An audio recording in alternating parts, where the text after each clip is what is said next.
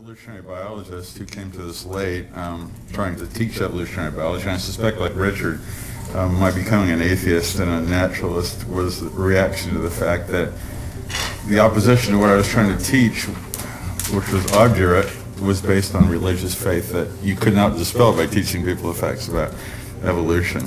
From that, it became transformed to theology. I mean, I realized the way to teach evolution was to get rid of religion. And then how do you do that? Well, you can reform society, but you can also argue against religion. The new atheists have done that very well. I'm writing a book now, and that's one reason I'm interested in this conference, about the incompatibility between science and religion. So there's a lot of areas in there that I want to get people's takes on at this meeting. That involves questions of free will, questions of mathematics, questions about how we know things. Are there other ways of knowing things besides science? I'm here, I guess, specifically to address the question of free will. I guess I'm one of the few incompatibilists in this group. To me, the question seems largely semantic, and since Sean brought this up in his introduction, I'll just respond to that. He had a theory that, that free will is compatible with determinism because humans behave rationally. My alternative theory is that we're collations of molecules that obey the laws of physics, and sometimes it appears that we do that rationally, but a lot of times we don't.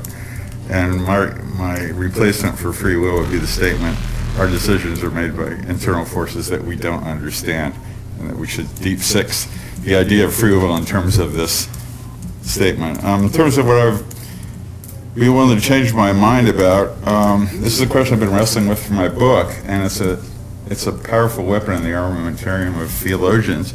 There are other ways of knowing besides science.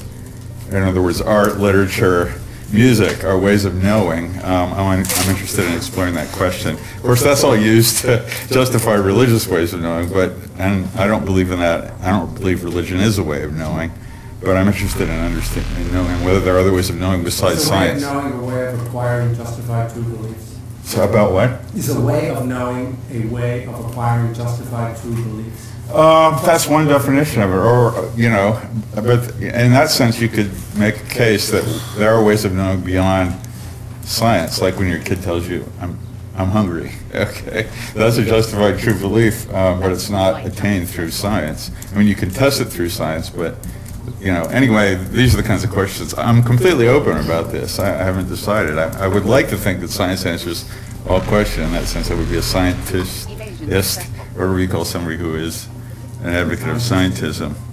None of that is to justify religion, but theologians use art, music, and literature as ways of knowing, and from that, then Jesus and Revelation is a way of knowing too. So I'd like to be able to discuss that question. I'm honored to be in this group, which is a massive collation of impressive neurons. I'd like to ask, both for the benefit of myself and for the people who are going to be watching this YouTube video, to try to stay away from specific jargon that's particular to our fields, because a lot of stuff that's going around I don't understand very well. Terms like homuncular functionalist boggle my mind, so I might interrupt people and ask them to explain. Actually, let me just emphasize that I very much agree with that. In fact, I forgot to say at the very intro to at least bring up an idea that Dan had that I didn't think would quite work out, but it's a brilliant idea, which is that what we should have done is import 4 undergraduates to sit in the room and then demand that everyone talk as if they're talking to the undergraduates. I can do that. Well, Jennifer and I volunteer for that. There's a community college around the corner.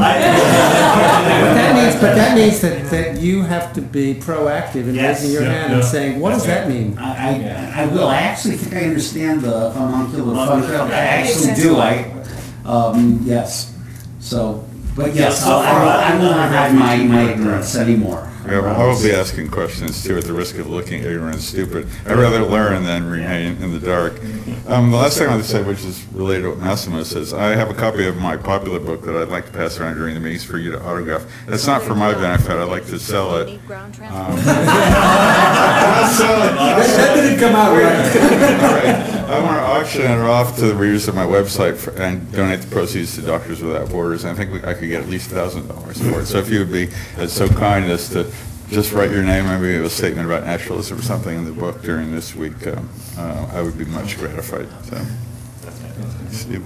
Would you mind if I plagiarized that idea? If what? Yeah. Should have all brought our books, but okay. I'm Stephen Weinberg. I guess in this group I'm the dull guy because I'm a theoretical physicist. Now, I always wanted to be a theoretical physicist, at least since high school.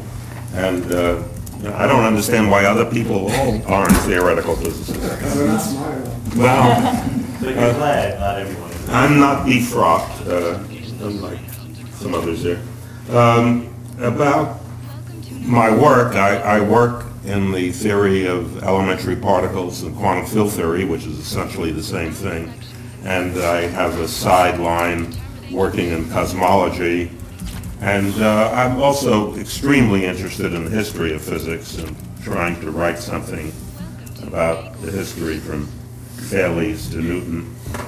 About the topics to be discussed here, I have a wide open mind about some of them. Reality and naturalism, I really don't know a useful definition of what they mean. I'm all for them, but I'm not sure what they are. With regard to consciousness and mathematics, I think I know what they are, but I don't see how they fit into natural science. And that's also a subject that I'm really open to enlightenment about. On the other hand, on some other topics on the list, emergence, morality, and free will, I have strong views which I think are unlikely to change, and I'm probably going to snarl at people who disagree with me. And let's see how it goes. All right, so speaking of which, so my idea was that I would appoint people sort of, so that I wasn't doing the talking all the time, where you can be organizing, guide us through each session, and you know who you are, and but I'll take the first session, which is just starting now, and is only going to go for a little while, but it merges into the second session, so this afternoon, Terry